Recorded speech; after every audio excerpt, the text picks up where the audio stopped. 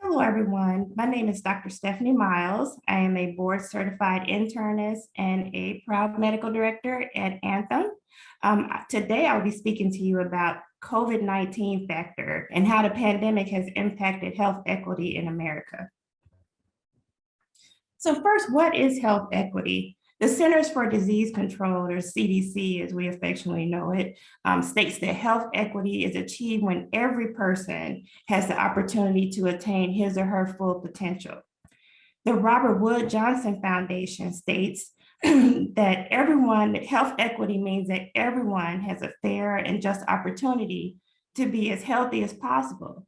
This requires removing obstacles to health such as poverty, discrimination, and their consequences, including powerlessness and lack of access to good jobs with fair pay, quality education, and housing, and safe environments in healthcare. And why is this important? It's the foundation for how we build and sustain community well-being for all, for everyone, which is fundamental for humanity. Next slide.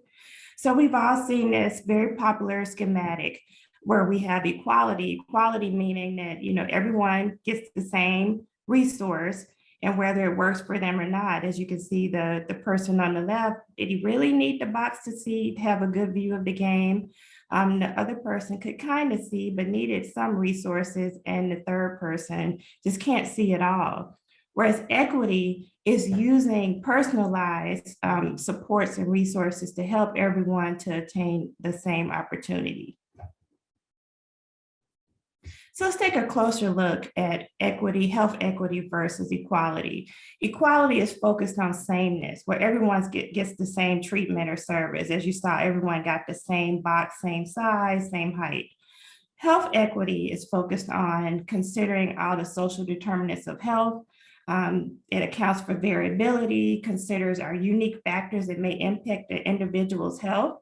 It requires collaboration, partnerships are key to success, has to be multidisciplinary. Every day in the work I do, it's not just doctors and nurses who are making impacts in these patients' lives. There's also social workers and therapists and health educators. So definitely the team approach is required. The ability to close the health disparity gap. So health equity takes all of these very important considerations into mind. So we've had historical health equities and disparities. We all know economic stability, neighborhood and physical environment, education, food, community safety and social context, and the healthcare system all contribute to each individual person's health and well-being in different ways. So let's look at the dimensions of health equity and disparities. So people of color have fared far worse than our white counterparts across many measures in the health status. This particular data came from the Kaiser Foundation, and they did, I must state, a lot for some data limitations with Native Hawaiian and other Pacific Islanders. But you can just see on a very basic level, as categorized in the worst category, the African Americans, followed by American Indians or Alaska Natives, Hispanics, and then Native Hawaiian or other Pacific Islanders, as well as Asians, tend to far worse in varying degrees. People of color have faced longstanding disparities in health coverage. So this is the uninsured rates for the non-elderly, so as we would say, commercial population, by race and ethnicity. And this is from 2010 to 2019, also provided by Kaiser Foundation. A lot of information here, but if you take a look at the number of uninsured, you'll see that actually Asian Americans were faring somewhat better than their white counterparts. But then you see it starting to rise in Black or African Americans, followed by our Native Hawaiian or other Pacific Islanders. Hispanic was about 20%, and then our American Indian or Alaska Natives around 21%. So you can see the gradation of the number of insured. So the COVID-19 impact on health equity has been negatively impacted community infrastructure, our access to healthy food, mental behavior and behavioral health, job security and employment options, wealth generation, even transportation, and social and community support. So the pandemic has created untold burden on society. Today's discussion will focus on the pronounced impact on people of color, especially women. So COVID-19's disproportionate impact on people of color. So again, a little bit hard to see here, so many colors here. As you can see at the beginning of the pandemic, or this is actually a little bit after the beginning, you see that the higher rates were in Black and Hispanic. We had a blip here in January 2021. Looks like we were all kind of neck and neck here. And then it changed a little bit around between July and October, where you start seeing an increase in Black or African American. And then this is January 2022 with Omicron, and we all experienced spikes. But you note that the Hispanic population seemed to have the highest number of cases.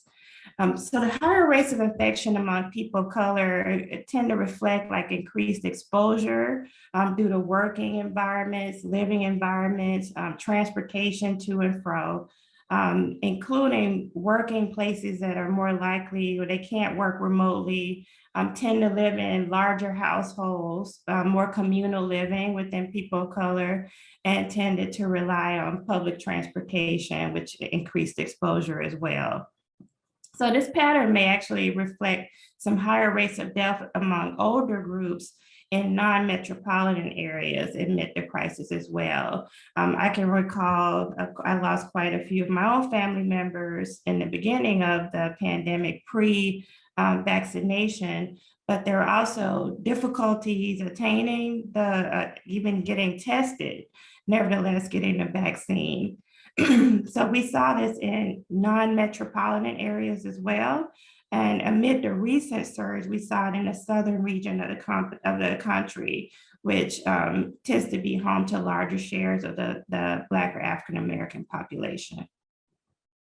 So there's also been variation in vaccine rates across race.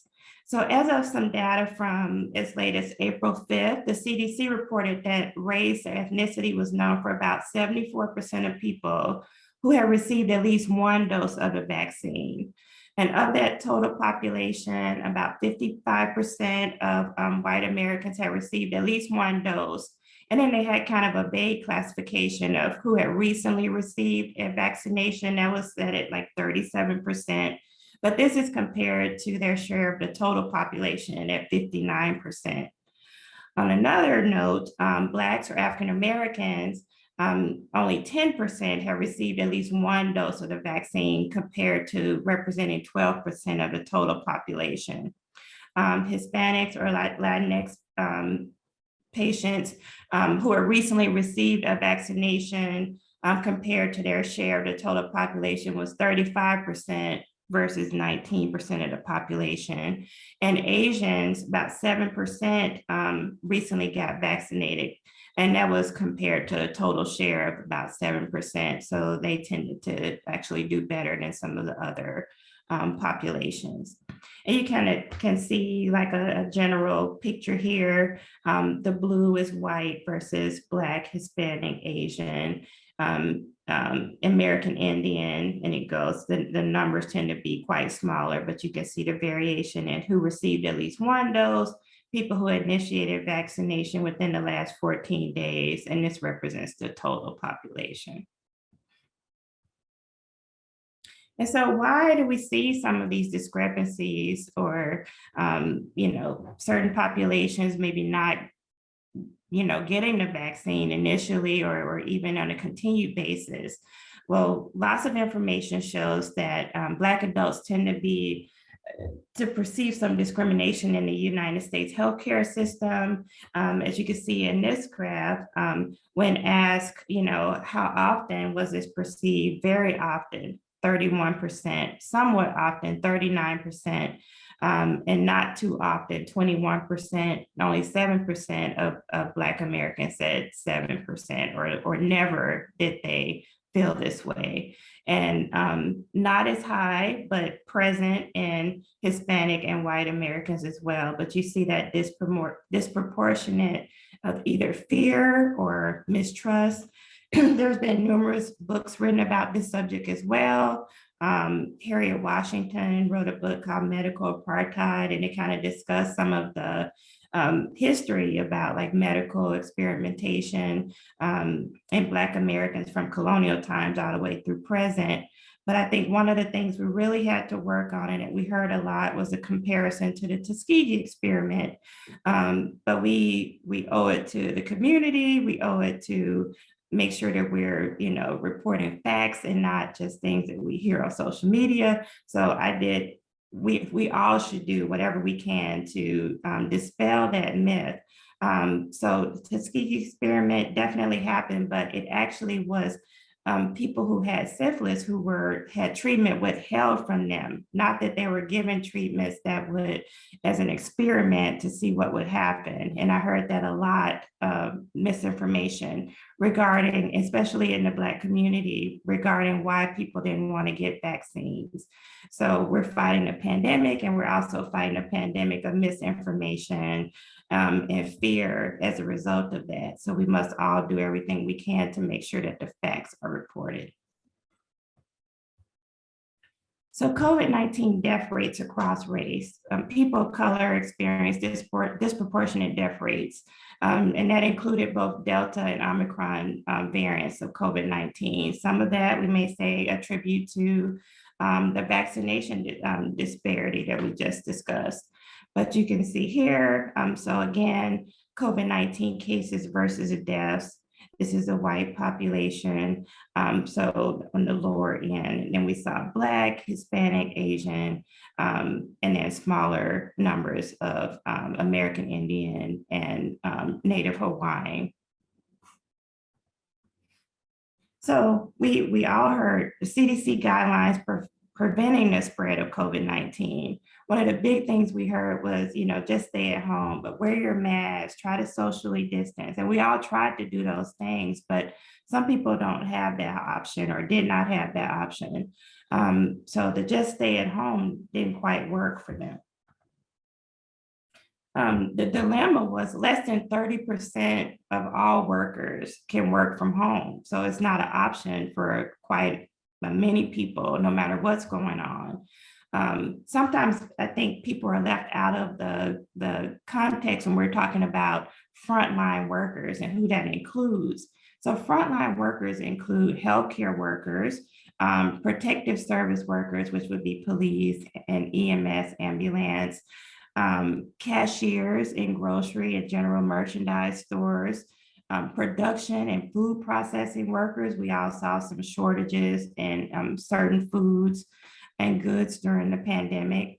Janitors and maintenance workers, even though offices may not have been as populated, we still had to be very fastidious about cleaning so that we wouldn't continue to spread. And these were the people going in to make sure to make their colleagues safe. Agricultural workers and educators. So a lot of people didn't have that option to work from home. So these workers, the ones I just outlined, constitute 64% of essential workers and 52% of all workers. So that shows you that the just stay home, didn't work for quite a nice chunk of our population. Women were at a somewhat lower percentage of frontline workers, about 43% than all workers, but it was a bigger share of specific frontline occupations like healthcare and education. 75% of healthcare workers and 76% of public school teachers were females.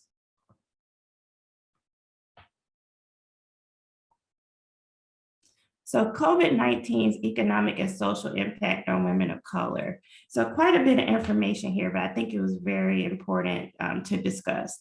So the unemployment rate for Black women peaked at 16.6% in May 2020. Latinas had 20.1% unemployment rate in April 2020, which was the highest of any group during the recession. Pre-pandemic, Asian women had one of the lowest unemployment rates at 3%. However, their rate peaked at 16.4% in May 2020. In December 2020, 154,000 Black women left the labor force. 42% of Black women were employed in the health services and education industries in 2019. So that gives you context. In September 2020, 337,000 Latinas left the labor force entirely. 1 in 10 hospitality and leisure workers were Latina in 2019, to show you where that deficit was placed. Older Asian women aged 55 to 64 experienced the worst unemployment rate within their demographic at the beginning of the pandemic, which was 15.1%. In December 2020, Black women's unemployment rate was 8.5%, still 1.7 times higher than pre-pandemic. In December 2021, it improved to 6.2%, but lagged behind all other groups.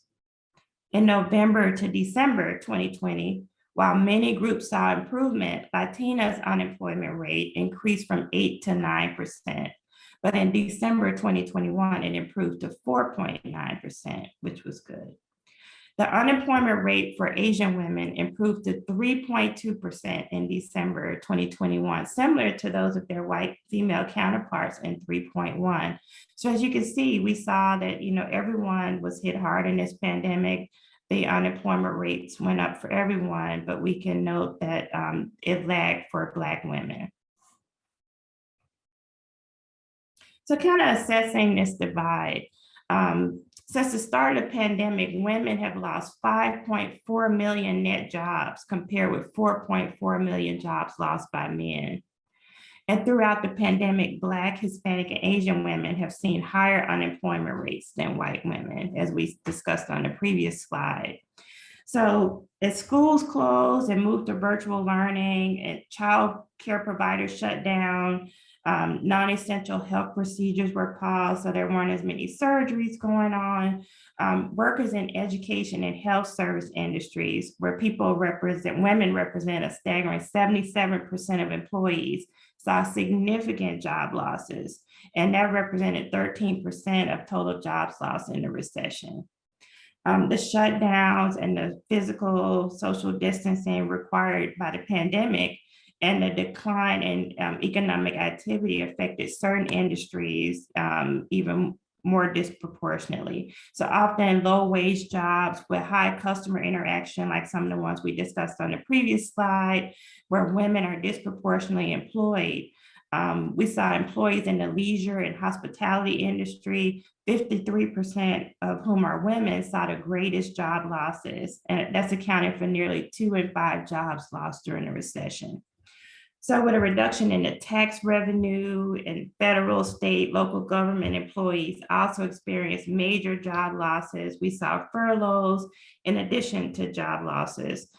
This was particularly devastating for women, who constituted 58% of government employees, and Black women especially, who made up nearly 18% of the public sector workers, triple their share in the total workforce.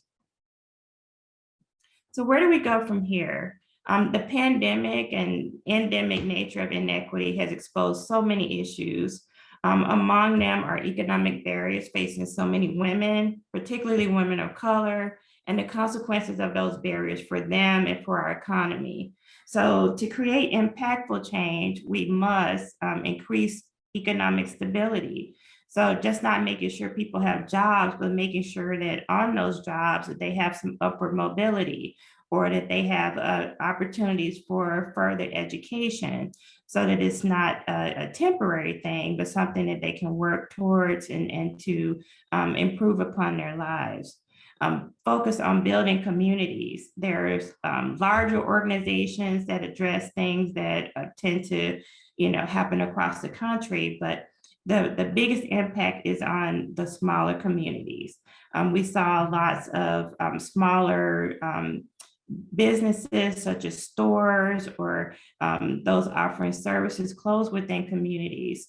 And so trying to make sure that we didn't, create even worsening of food deserts by making sure that people patronize those stores, that those stores were able to receive support to stay open, that resources are available right there in the communities where people live, because again, people may not have transportation to go to other areas to access those resources.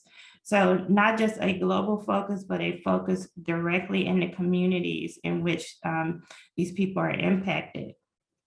So to improve education, it's been a long debate about charter schools or school choice, but everyone doesn't have the option to just move schools if their school is not a quote unquote good school or providing the education at the standards that they should. So we have to pour back into those communities to make sure that, whether it's from a government source or even just the community, as I mentioned before, the smaller communities supporting our schools, supporting those students, to make sure that we, help them get to school, stay in school, provide tutoring opportunities, things that can be done without us having to pass a law. We have to start at a grassroots effort.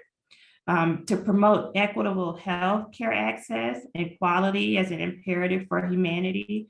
So not just making sure everyone has insurance every day and dealing with patients and members that we have. Everyone can have insurance, but maybe they can't get to certain doctors, or maybe they can't pay their copay. So that's why we have to take a multidisciplinary approach, think outside the box, bring in community resources when we can. So nothing is cut and dry, nothing is black and white. And it just proves that this is a prime example of that we must work together as a team. Teamwork will make the dream work. So although it's a very formidable task, I think that that if we all focus not only on our smaller communities, but on a greater good for everyone, that we can definitely achieve these goals. Thank you for your time today. And if there are any questions, please reach out and I can get back to you with those answers. Or if it's another topic you'd like to find out more information on. I've included a little biography about myself. You wanted to know more about my background, as well as the references listed or addressed in this presentation. Thank you for your time.